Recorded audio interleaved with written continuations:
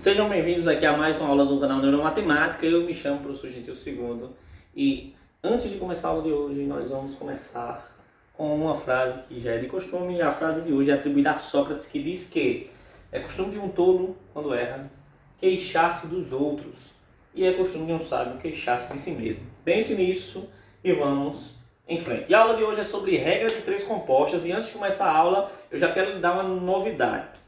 A gente tem aqui o canal no Telegram, que é o Neuromatemática. Você pode digitar lá ou botar t.me/neuromatemática. Você também consegue entrar por esse link. E no Instagram, no Telegram, essa aula já está lá disponível. Na hora que eu posto aqui, eu jogo lá no Telegram o PDF e aí você pode ter acesso a essa aula, tá bom?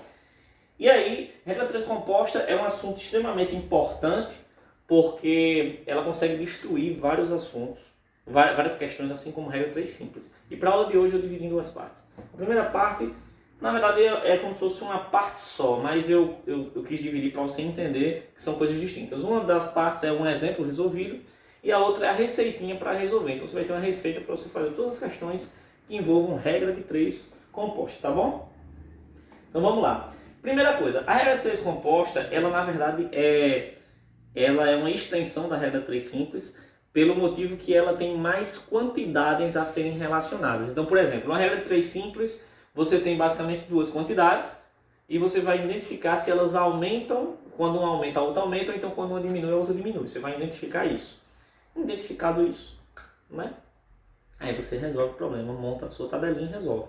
Na regra 3 composta você vai ter mais quantidades. E aí você vai ter que relacionar com a quantidade que você quer encontrar, certo? Então você vai ter, tipo assim, 4 quantidades ou 5 quantidades, enfim, não importa. E aí você vai pegar a que você quer e vai ver qual é o comportamento dela com cada uma das outras, tá bom? Beleza. Então o que acontece? Eu escolhi um exemplo da Unifor para facilitar o nosso problema, né? Então, primeiro a receitinha. O que você vai fazer? Você vai pegar e vai escrever todas as quantidades em colunas obedecendo às unidades. Então, cada unidade vai ficar abaixo de unidade e você vai entender daqui a pouco o que eu estou falando quando a gente botar o exemplo. Segundo ponto, você vai verificar o comportamento das grandezas em relação com a grandeza que você quer encontrar, que é a incógnita. E por último, antes de ir para o passo 4, você alinha as setas no mesmo sentido, tá? E monta a equação deixando apenas a coluna da incógnita sozinha. E as outras colunas devem se multiplicar, escrita como frações. Vamos ver como é que faz. E depois você resolve, fica sossegado, gargalhando porque acertou mais uma questão. Então assim, essa receitinha aí é mais o seguinte, para quando eu botar a aula, você guarda para você e guarda como um tutorialzinho mesmo, tá? Mas aí para isso eu vou colocar esse exemplo para a gente entender como é que fica melhor. Então ó, o exemplo da Unifor diz o seguinte: um texto ocupa 6 páginas de 45 linhas cada uma, com 80 letras. Então eu tenho 3 quantidades, eu tenho a quantidade de páginas, a quantidade de linhas e a quantidade de letras, beleza? Então, 6 páginas, cadê? 45 linhas, 80 letras, massa. Para torná-lo mais legível, diminui-se para 30 o número de linhas, ou seja, eu vou de 45 para 30, e cadê? E 40 o número de letras, ou seja, de 80 vai para 40. Considerando essas novas condições, eu quero o número de páginas. Perfeito. Então vamos fazer o seguinte. Solução, como é que a gente faz? Primeiro eu escrevo as informações que ele me deu. 6 páginas, em 45 linhas, 80 letras. As 80 letras vai diminuir para 40 letras. As 45 linhas vai diminuir para 30 linhas. E as 6 páginas vai diminuir para X páginas. Primeira coisa, antes de continuar, vamos pensar. Vou considerar a nossa comparação sempre vai ser da variável que eu quero encontrar com as outras quantidades, certo? Veja só, quando eu tenho 45 linhas escritas em 6 páginas, se eu diminuo o número de linhas, ou seja, eu, em vez de escrever 45 linhas, eu vou escrever só 30, eu vou ter menos ou mais páginas escritas. Vamos pensar. Se eu tenho 45 linhas para escrever um texto e agora eu só tenho 30, então eu vou precisar de mais páginas. Então se eu diminuir o número de linhas, eu vou precisar de mais páginas. Então eu já sei que a setinha dessas páginas, ela tem que ser o inverso da setinha dessas, porque eles têm uma relação contrária. Beleza? Tudo bem.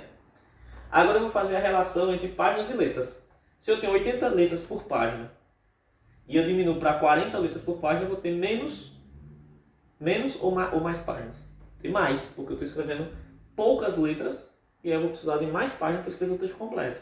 Então, essas letras, elas têm a relação inversa também com as páginas. Então, as páginas, elas têm setinhas, né, de comportamento contrárias à das linhas e também contrárias às das letras, certo? E aqui eu tenho que as letras elas aumentam aqui, as linhas aumentam assim, e as páginas, como eu sei que é o inverso, ele está aí ao contrário, tá bom?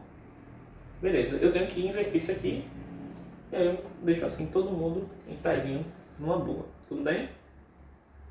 Beleza.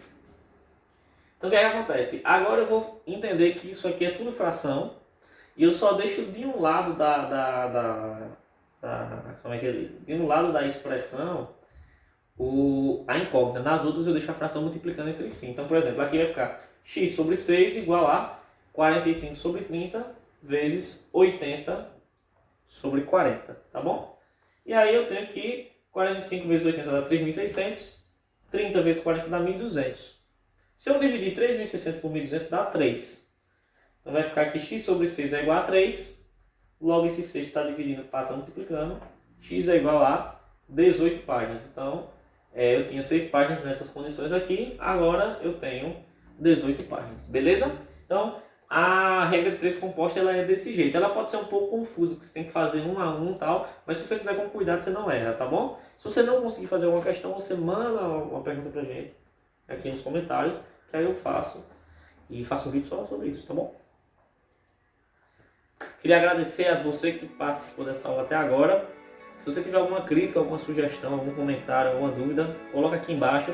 Em algum lugar da tela vai ter um grande convite para você participar do Ciclo do Bem. Você quer que aconteça? Você quer se inscrever no canal, tem algum canto aqui tem um negócio para você se inscrever no canal.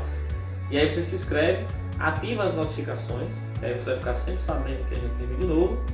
E compartilha com algum amigo que precisa aprender regra 3 compostas. E aí eu espero que tenha ficado mais claro. E até a próxima aula. Obrigado, pessoal. Tchau.